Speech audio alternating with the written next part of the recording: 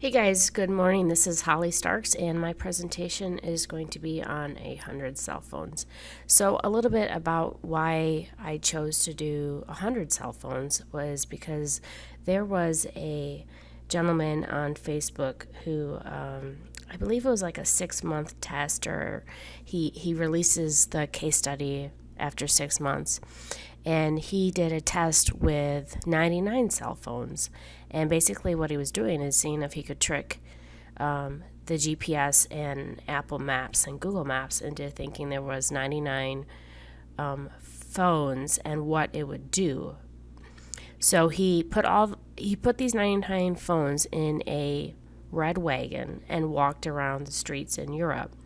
And within maybe about 5 minutes, it started a major traffic jam on your phone, on the Google Maps, on Apple Maps, on Android Maps, any kind of navigation that you would normally use when driving. It created a traffic jam, and he took pictures, and the road itself, there was no traffic on it, but there was 100 cell phones, and they all had the maps running, like driving directions. And I was curious about lots of different things with the test. Like, does it have different IPs? Did it have mobile IPs? Did it have proxies? How did you get 100 cell phones, 99 cell phones with phone plans, and how much was the cost of that? So I wanted to know a lot more about the actual data set of it, and so that's why I came up with this presentation on 100 cell phones. And I really found out a lot of information about how Google sees things, how Apple sees things, and how Android sees things, and none of them see anything like that is similar. So let's get into the actual test itself. So when you have a really big plan, like having 100 cell phones, the reason why I did 100 is because the guy did 99, and I felt like, okay, if I do 75, it still would have been okay, but I wanted to do more than him, and so I just did 100. And actually, to this date, what's the date today? I'm recording this on October 22nd. I have 700 phones now. So my 100 phones went to 700 phones because it works so well for local SEO. But at the time of the testing, I bought 100 phones. And the first thing I had to do is figure out the SIMs card, or like Hotspots, because obviously I can't get a phone plan for 100 phones, because that would be crazy expensive, right? Each phone plan would be $35, and then you probably only get maybe 5 gigs of data, and 5 gigs of data for like a YouTube video, you'll be using that like in a week or less, probably in 3 days, the way I do it. So I had to kind of calculate how much traffic I would be using with the phones. And I'm going to be using these phones in particular for this test for driving phones to your GMB, to a local business that has a Google map. I'm putting a search in. I'm driving to your business, your driving directions. I get to your business. I'll do reviews on some of them and such as that. So you're not using as much data. So I could probably get away with, I think I figured a gig a month per phone, depending upon how much I would drive. So at first I went to like Amazon and bought 25 varieties of SIM cards you can see on the screen. I did the Simple Mobile, I did the blue cards, I did the Mint Mobile. Some of them ranged, the SIMs card itself was like $30, and then you have to do a refill, which is $25 for the crickets. It was just getting really expensive. So then I decided to try out some hotspots, because with hotspots, so I bought cricket hotspots, and each hotspot you get about 35 gigs a month, and that's the hotspot itself is $100 to buy, and then you have 30 gigs of data, and that is $30 a month, $35 a month. But you're allowed to connect 10 on 4G, and then you can also do 5 on 5G, I think it is. So technically, you can do 15 phones per hotspot. I only, however, connect only 10. I don't even use the 5Gs because I feel like if you Connect 10 plus the 5Gs, it kind of slowed it down. So what I did is I ended up buying, in total now I have probably 30 Cricket hotspots, but originally with the test, I did 10 hotspots, so it was $1,000 to buy all the hotspots, and then plus $30 for each of them per month to have 30 gigs. So again, this is a very expensive test and most people wouldn't do this, but I thought it was just amazing. So, okay, and then so you have 100 phones, right? You got to figure out how to charge all of these phones, because if you're doing just a regular, everyone only has one phone.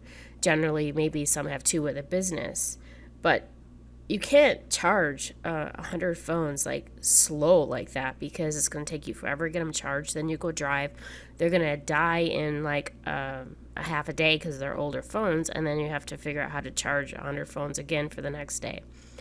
And, we had some power problems at the house. I had sparks coming out. So what I ended up buying is this lightning charger.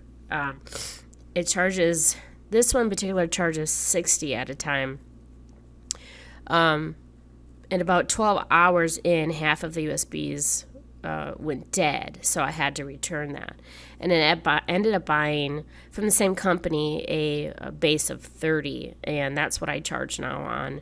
It's slimmer. It's not so like this 60 USB charger is really, really big, kind of clunky. So the 30 USB charger is better because it's a trickle charge, and it can charge all 30 of my phones generally. Because it's a trickle charge, so if it's 50% and all phones are 50%, it's just going to slowly charge them all, even though it might take a few hours, but I don't have it pulling so much power, which is really what it needed to be.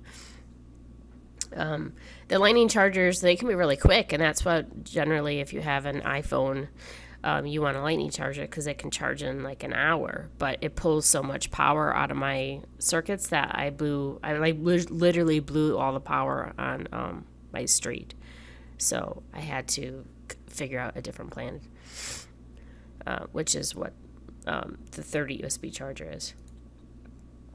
For the phones, originally I bought 100 iPhones 4 and 5 and the BlackBerry 994 or 50. And these phones are, I think they have to, like the BlackBerry I think was 10 years old.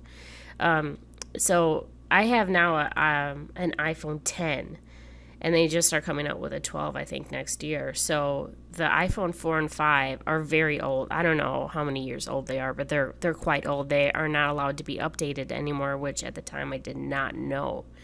But I bought them from eBay, and I ended up getting about 100 of them for $2,000 for the 4s and 5s and the BlackBerries. And I didn't know enough to do research on cell phones. I thought that like cell phones would be updated with iOS and it had maps and it had YouTube. Well, it was wrong. The 4s and 5s, out of the box, you can use them for podcasts, which is what I ended up doing with some of them. And I still buy 4 and 5s for my podcast clients, but you can't use them for maps because you have to have updated maps and updated YouTube and updated maps because it has the new directions, it has, construction, it has the reviews and stuff like that. So they pretty much were a box of metal until I was able to get podcast clients. They were a box of metal, absolutely. Wasted $2,000 more or less. And what I ended up doing is I found a local guy who was like an hour and a half from me, and he said, just bring the phones down here. I will trade you your 4s and 5s because he can sell them in Asia. I'll trade your 4s and 5s, and we'll give you 6s and 6Ss. And which fine, because the 6 and 6Ss are able to have updates. So the phones that I got, they are all crap, right? They're cracked. They get really, really hot. The battery doesn't last more than an hour on some of them. So they're not at all like really, really good condition. But we don't need good condition phones because we're just clicking through the maps and doing driving directions. We just need a phone to work. So I got, I'm not sure how many phones I got from him, but then I found a dealer in Virginia for iPhone SEs, and I bought 30 of those too. So I ended up getting maybe altogether another 100 phones. And I had to buy all new phone cords because the 4 and 5s aren't the right size for the 6s and the SEs. So all of my phone cords went to the trash. And all the BlackBerry ones, literally, they were just recycled because none of the BlackBerry was even able to be used. So, yeah, that guy who I bought on eBay, he made a killing, $2,000 for phones that aren't even able to use. So, moral of the story is if you plan on doing something like this, you need to have iPhone 6s and above because they have to be updated. So each of the cell phones have an iTunes account. They're all different, okay? So each has an iTunes account, each has a Gmail, each has Google Maps updated and installed, YouTube updated and installed, Facebook updated and installed with pictures, Instagram upgraded and installed, Twitter. I ended up scratching Twitter off the phones a couple weeks later because they all got banned. Twitter did not like my whole hotspot system, evidently, even though it had different IPs. It just did not like it. It has TeamViewer, but after I put TeamViewer on, I realized that iPhones do not allow TeamViewer. It does not allow any sort of remote service whatsoever. I tried 20 different apps. So if you're doing iPhones, you can put TeamViewer on there, but you can only do like you can show someone the screen, but you can't click on it. So it's completely useless. And then, of course, they have Yelp. The setup for just installing and upgrading to the current iOS, it takes 10 minutes. And then each phone takes 15 minutes to set up all of these profiles. For the profiles, each of them has a different profile. So I went to the fake name and address generator, which is fakenamegenerator.com.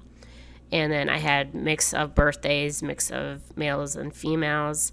I had birthdays from people who were 100 years old, and then I had people who were 18. So I had to make sure that they were all at least 18. Each of them has a unique photo for their persona. So if you go to thispersondoesnotexist.com, it pulls in all these different pictures from Facebook and everything, and it kind of just makes a face that is unique. So I downloaded a picture for each phone and put it on each of their profiles, because if you have a photo on each profile, it makes it look like it's a legitimate account. So if you see someone who's leaving a review without a photo, that doesn't look like a real account to Google, so it's not going to give any more weight. So you need to have pictures and real, it needs to look like a real phone, which all these do. So each of them have a photo on your Facebook, on your Google, on your Instagram. And then each of them are phone verified for all social accounts. And I did the phone verification with SMS through textverified.com. And we haven't even got to driving with the phones. This is just setup. Setup, it takes, I think I did like 30 and it took 40 hours. It was ridiculous. So now 10 phones are connected to one hotspot and 30 gigs each hotspot. One phone will use 10 megabytes for driving directions per 1 hour. One phone will use 100 megabytes per 2 to 3 minutes podcast download. One phone will use 2 gigs of data if you watch YouTube. So, these phones for YouTube promotions are not very suitable if you connected them to a hotspot, or not a hotspot, like a let's say like Charter or internet that you have at your house. You could do it that way, but it's all on one IP. That's all. One phone will use roughly 100 to 200 megabytes per Google search plus review. One phone will use the same for each Yelp review, which means, we'll use 100 to 200 megabytes for each Yelp review. One phone will use 80 megabytes per Instagram picture you look at. And then if you're going to do any kind of uploading, it's going to, probably going to be 500 megabytes to a gig or whatever it is. Each phone has its own IP, and I checked and verified each one. So basically, you connect it to the hotspot on the phone, you turn on airplane mode, and then turn it off, and it throws a new IP for each one. Okay, now we're finally ready to drive. Nope. We aren't yet. We still have a few things to do. So the first test that we did, we created a 3 to 4 subset of keywords for 20 phones. All of the phones were connected to my Wi-Fi, my house Wi-Fi. I did all of these phones, right, connected to my house Wi-Fi first. I didn't even connect them to the hotspots, okay? I did each search in that subset on google.com and then clicked on more places and then clicked on the map listing. And then after 5 minutes, because the speed blows on these phones because they're so old, I was able to click on get directions and start. Again, remember this was all done on one Wi-Fi, so they all have the same IP from the start. I did this search on each phone. I did I think it was 27 to 30 phones for the first run. I did searches like Water Street Brewery Bar Milwaukee, Pub Water Street Brewery Milwaukee, and Brew Pub Water Street Milwaukee. So obviously it was a pub that was in Milwaukee. I put their keyword in the search, and I'm trying to boost them.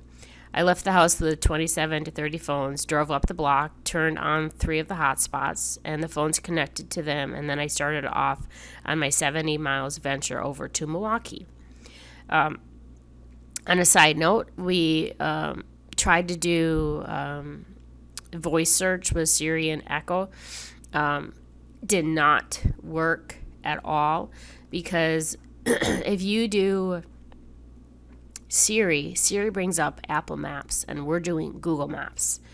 And so that's a big difference. So if you want to rank in Apple Maps or on Yelp, use Siri. If you want to rank on Google, use, sorry, I said that wrong. If you want to rank on if you want to rank on Apple Maps, you use Siri. If you want to rank on Google Maps, you got to actually type in the directions. You can't use a voice search. So I left my house with 27 phones connected to 3 Wi-Fis driving, and within the first 2 minutes I created a traffic jam, and you can see from the picture there was literally no traffic at all on my block.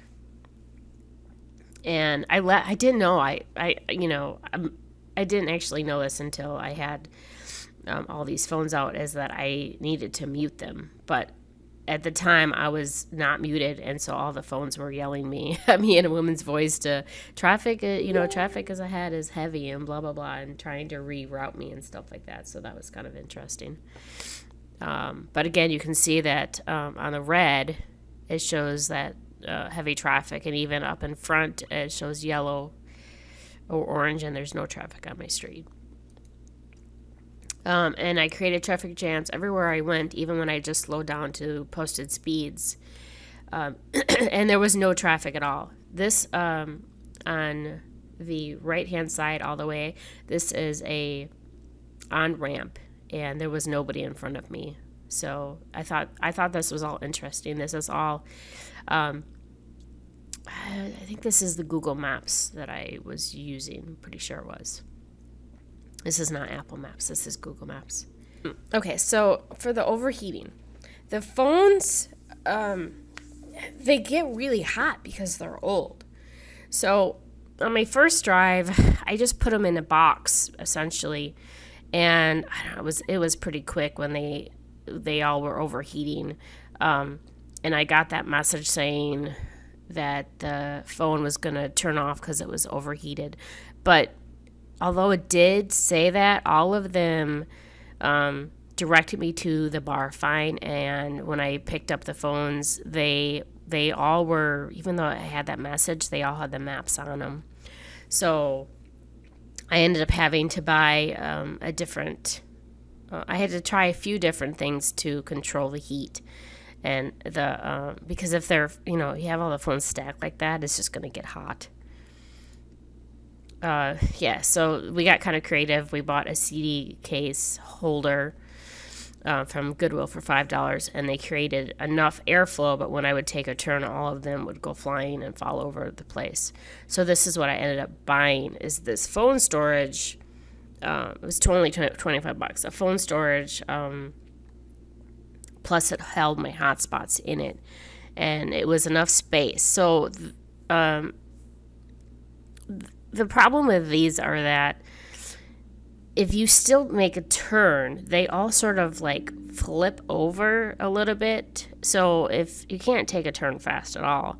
So I put them, usually in the box seat, and I strap them in with a seatbelt so that it kind of controls where the box goes. I don't put them in the front seat with me, because if I do have an officer drive past me and he sees all of these phones, I'm going to get stopped, and I have been stopped before. So having them in the back seat is better. All right, so we're going to go over some of the results from driving the phones there. So if you can see on February 27th, this map is from Local Viking. I was on the route I-43 to I-94, 70 miles away, which you wouldn't think it would work with, driving so far away coming into a business. But this is the route that I took. And on the second map, you can see that it now has 4s and 5s where it was number 10. And, you can see some went from 3 to 2 and 4 to 2. So it followed the exact route coming in. So the moral of that story is that if you want to rank from the east side of your city, or let's say you want to rank in the whole city, right? We're in Dallas. We want to rank the whole city at Dallas. You have to approach it differently. You have to drive in from the east side and work on the east side for a month. Then you work on the west side for a month. Then you work on the south and the north. It's easier to rank a property once you have it moving on each of the different sides of the city than trying to do all of the city at one time. So for this one, I've done this 3 or 4 times, and every time I do it, you can see the route coming in on this property. And again, 70 miles away, it doesn't really matter if I'm 20 miles away or 70 miles away. It knows the route that I'm coming in, and the roads that I come in, you can see that on the line of I-43, the numbers change for proximity rankings. And some ranking results. So I was pretty impressed. I didn't actually think that I was going to get this kind of movement. And I got this movement in like 6 hours. It was like the fastest thing that I've seen move maps, the GMB maps itself. So pub, which is just a general term and has 201,000 searches, I think it's locally, went from nowhere to number 15 and number 17. So, I mean, they were obviously happy. And the term bar, which has a ridiculous amount of search term, it popped in at number 60, which 60 sucks. No one's going to be finding it there. But at least I was able to get it moving. And once it's in the maps, I can move it faster. And for brew pub, which is a term that we use here, it was number 7 went to number 2, and then brewery. So that went up in within 6 hours, and it's still holding today.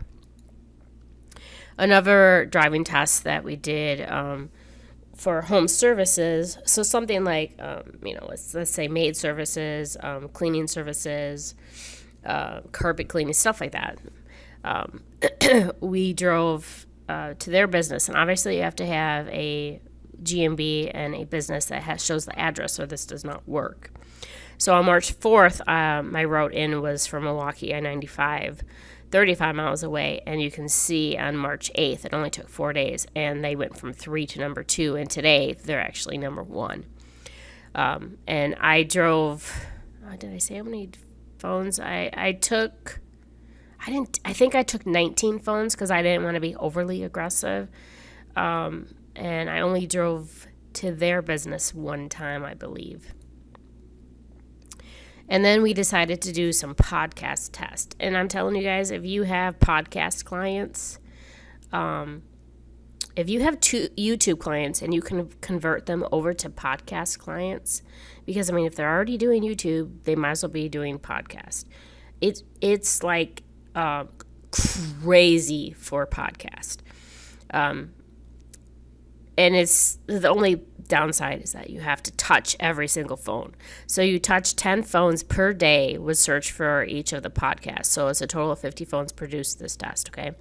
I did it on Marc's and Bill's podcast just to see. Each phone would download an episode that was under 5 minutes because you got to stay under 5 minutes because of the gigabytes for downloading. And I didn't even actually listen to the episode. I just downloaded it. Subscribe to the channel, rated the channel 5 stars, left a couple of reviews, and I didn't search on Wi-Fi. I used their hotspots, so it looked like unique downloads. And Bill's and Marc's weren't anything close to top 10 for trending. And now you can see, so I took a couple screenshots to show you that it was not in trending. And then Bill's... So Bill's was 41 and Marc's was 62. And now they're in trending. At the time, Bill is now number 4 and Marc is number 7. And that was, I think it only took like 3 or 4 days. It was not very long. So to recap, 10 phones per day times 5 days downloaded their podcast, rated their channel, subscribed. It was very easy to manipulate, and it can be easily done over and over without much effort. The only thing is you have to use iPhones. You can't use Androids because this is the trending pulls off iTunes. It appears. And most people want to rank in iTunes anyways because they, for whatever reason, Androids podcasting maybe is not as strong. You can, if you have someone who wants to rank on both, that's fine. Then you just use the Android podcast app and you still do 5 times. You still do 5 days. My guess is if you did 110 to 150 downloads and subscribers, you would get into the normal top 20 shows. So the normal top 20 shows is where you go to podcast and you click on like marketing. That's a lifetime thing, and I have clients that are in lifetime, and I serve there's one guy I serve 100,000 downloads a month to, and he has popped to number 3, so it's kind of cool for his niche. It's not marketing, but so what did we learn? We learned that Google are very dumb. Android phones are very smart. They didn't fall for my traffic jams, and they absolutely knew that I had 30 phones sitting on top of each other. So the traffic jams itself, Android is the only smart. Apple Maps are preloaded on iPhone, so you need to pay attention to your Apple rankings if you want to. And also, Apple rankings connect to like Yelp. So if you want to rank in Yelp, you need to do Apple Maps and Apple reviews because that's where it pulls from. Searches happened on one Wi-Fi to start. 6 hours later, I had the first map ranking increase, which is crazy because everyone says you got to have all of these searches on different IPs, which is not true. I've tested this over and over and over again, and it never fails me. The testing has been about a month now. Rankings are holding very solid for proximity and map rankings. I didn't even track organic. It has been longer than a month since I've done those particular tests because we did them in March. And those ones that I showed are still holding strong. Organic has popped up, but because of COVID and they closed, their businesses, it did go down. They opened again, and it has come back up. So that's kind of exciting to see that once they open back up, the proximity and the rankings come back to where it was. I didn't have to drive back over there after that. And this very stupid test, I say stupid because it was stupidly expensive, is a lot of work for one person to do. It took me 1.5 hours to create this in 100 phones and drive there. And then I had to turn them all off because they would keep rerouting me and freaking out because they were telling me that it was traffic jams and they were all yelling at me. So yeah, it was a lot of like one phone yelling at me is different than like 100 phones, right?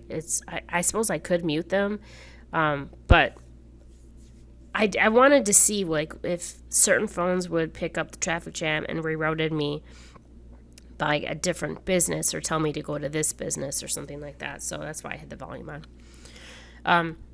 It would have been far cheaper to just hire 100 kids or do like Craigslist ads to test, but in a good way, I've created a revenue stream for podcast rankings and GMB Yelp reviews, which I wasn't really planning on doing, but because I have all of the phones, I've started to do some podcast conferences and getting into those groups, and they don't have very much knowledge about SEO and how to rank for trending. So I kind of created a nice revenue stream for podcast. They stick and they aren't being filtered, except for when COVID has some freezes on the maps, which we can't really do anything about that.